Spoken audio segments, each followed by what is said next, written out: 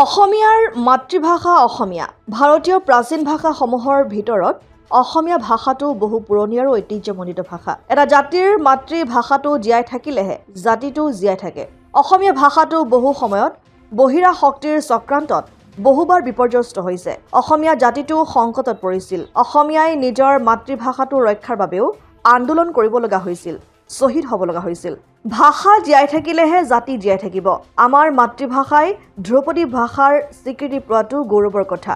এই মন্তব্য চামতাৰ কামৰূপ মহাবিদ্যালয়ৰ অসমীয়া বিভাগৰ অৱসৰপ্ৰাপ্ত মুৰব্বী অধ্যাপিকা ডক্টৰ সৰলা শীল কলিতাৰ। চামতাৰ ডক্টৰ সৰ্বেপল্লী ৰাধাকৃষ্ণন শিক্ষক প্ৰশিক্ষণ আৰু গৱেষণা প্ৰতিষ্ঠান চমুকৈ চামতা BEd কলেজৰ নৱাগত আদৰণি সভাত বিশিষ্ট অতিথি হিচাপে উপস্থিত থাকি ডক্টৰ শীল কলিতাই এইদৰে কয়। মহাবিদ্যালয়খনৰ ভাৰপ্ৰাপ্ত অধ্যক্ষ ডক্টৰ তৰুণ চন্দ্ৰ ভাগৱতীৰ সভাপতিত্বত অনুষ্ঠিত সভাখনিৰ আঁতৰে দ্বিতীয় বৰ্ষৰ ছাত্ৰ কৌশিক ডেকাই, নিমন্ত্ৰিত অতিথি হিচাপে অৱসৰপ্ৰাপ্ত অভিযন্তা কুমুদ গোস্বামী, শিক্ষাব্ৰতী খগেন বৰ্মন, পশ্চিম নলবাৰী প্ৰেছ ক্লাবৰ উপদেষ্টা ৰাজেন বৈশ্য, নলবাৰী জিলা বাৰ্তা জীৱী সংঘৰ সম্পাদক ৰূপকুমাৰ শৰ্মা উপস্থিত থাকে। বহু কেইগৰাকী ছাত্ৰ ছাত্ৰীয়ে গীত নৃত্য পৰিৱেশন কৰা সভাত মহাবিদ্যালয়খনৰ পৰা চলিত বৰ্ষত BEd চূড়ান্ত পৰীক্ষাত সৰ্বোচ্চ নম্বৰ 81.36% নম্বৰ লাভ কৰি সুখ্যাতিৰে উত্তীৰ্ণ হোৱা কৃতি ছাত্ৰী নাজমিন চুলতানাক ফুলাম গামোচা, মানপত্ৰ আৰু এটি পিতলৰ শৰাই প্ৰদান কৰি উষ্ম অভিনন্দন জ্ঞাপন কৰে। আজি আমাৰ ডক্টৰ সৰ্বপল্লী ৰাধাকৃষ্ণন শিক্ষক প্ৰশিক্ষণ আৰু গৱেষণা প্ৰতিষ্ঠানৰ 2024 বৰ্ষৰ নৱাগত সভা অনুষ্ঠিত হয়। ৰাতিপুৱাৰে পৰা অত্যন্ত প্ৰতিকূল বতৰতো ছাত্ৰ ছাত্ৰীসকলৰ উৎসাহ উদ্দীপনা তথা আমাৰ নিমন্ত্ৰিত অতিথিসকলৰ আগমনে আমাক পৰম কৃতাৰ্থ কৰিছে। ছাত্ৰ ছাত্ৰীসকলে বিভিন্ন গীত মাত পৰিৱেশন কৰাৰ উপৰিও আমাৰ 2024 বৰ্ষৰ চূড়ান্ত পৰীক্ষাৰ যিগৰাকী শ্ৰেষ্ঠ নম্বৰপ্ৰাপ্ত পৰীক্ষাৰ্থী তেওঁক মহাবিদ্যালয়ৰ ফালৰ পৰা অভিনন্দন জনোৱা হয়। এটি শৰাই, এখন ফুলাম গামোচা আৰু এখন মানপত্ৰৰে।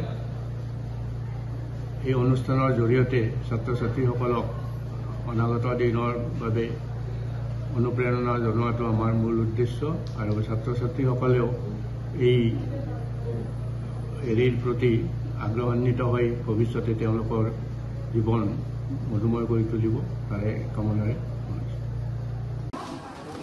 আজি 4 অক্টোবৰ তাৰিখে ডক্টৰ সৰ্বপল্লী ৰাধাকৃষ্ণন শিক্ষক প্ৰশিক্ষণ আৰু গৱেষণা প্ৰতিষ্ঠানৰ চামতাত নৱাগত আদৰণি সভাখন অনুষ্ঠিত কৰা হৈছে, যিখনত পোনপ্ৰথমতে কাৰ্যসূচী হিচাপে ইয়াৰ যিখন বছৰেকীয়া প্ৰাচীন পত্ৰিকা ৱাল মেগাজিন সেইখনৰ উন্মোচন, যিখন উন্মোচন কৰিছে মহাবিদ্যালয়খনৰ পৰিচালনা সমিতিৰ সম্পাদিকা ডক্টৰ সৰলা শীল কলিতা বাইদেৱে। ইয়াৰ পিছৰ কাৰ্যসূচী হিচাপে ইয়াত এখন নৱাগত আদৰণি সভা অনুষ্ঠিত কৰা হৈছে, যিখনত সভাপতিত্ব কৰিছে আমাৰ মহাবিদ্যালয়খনৰ অধ্যক্ষ ডক্টৰ তৰুণ চন্দ্ৰ ভাগৱতী ছাৰে। এই সভাখনত বিভিন্ন ব্যক্তি আমি আমন্ত্ৰণ কৰি আনিছিলোঁ। তাৰ ভিতৰত শ্ৰীযুত ফণীন্দ্ৰনাথ বৰ্মন ছাৰ আছিলে, খগেন্দ্ৰনাথ বৰ্মন ছাৰ, তাত কুমুদ গোস্বামী ছাৰ আছিলে আৰু শ্ৰীযুত ৰাজেন বৈশ্য ছাৰকে ধৰি ভালেকেইজন বিশিষ্ট অতিথি আমি আমন্ত্ৰণ কৰি আনিছিলোঁ, যিসকলৰ বিশেষ মন্তব্য আমাক প্ৰদান কৰিছে। তেখেতসকলৰ মন্তব্যই ছাত্ৰ ছাত্ৰীসকলক উদ্দেশ্যি ভালেখিনি যিখিনি কথা কৈছে সেই কথাখিনি ছাত্ৰ ছাত্ৰীসকলক অনুপ্ৰাণিত কৰিব বুলি আমি আশা কৰিছোঁ। ইয়াৰ লগতে ভালেখিনি আমাৰ গীত মাত ইত্যাদি পৰিৱেশন কৰা হৈছে। পৰিৱেশন কৰি অনুষ্ঠানটিক এটি ধুনীয়া ৰূপ দিবলৈ চেষ্টা কৰা হৈছে। অসমাদিত্য নলবাৰী। NKS হুণ্ডাইলৈ স্বাগতম। নৰ্থ ইষ্টৰ প্ৰথম GDSI 2.0 ফিচাৰ্ছ ডিলাৰ হৈছে NKS হুণ্ডাই। অত্যাধুনিক সা সুবিধাৰে তৈয়াৰী মষ্ট আপডেটেড হুণ্ডাই ডিলাৰ এতিয়া ডিব্ৰুগড়ত। আমাৰ NKS হুণ্ডাই ডিলাৰত open sales consulted room, customer ৰুমৰ লগতে পুৰণি গাড়ীৰ এক্সচেঞ্জ ফেচিলিটিও ৰখা হৈছে।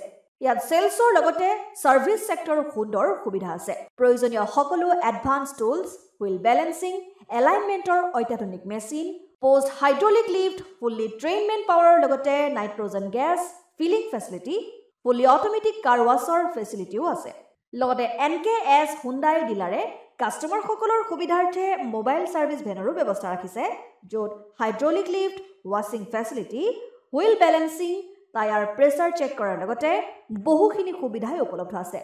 NKS হুণ্ডাইলৈ আহক আৰু সুবিধাসমূহ গ্ৰহণ কৰক।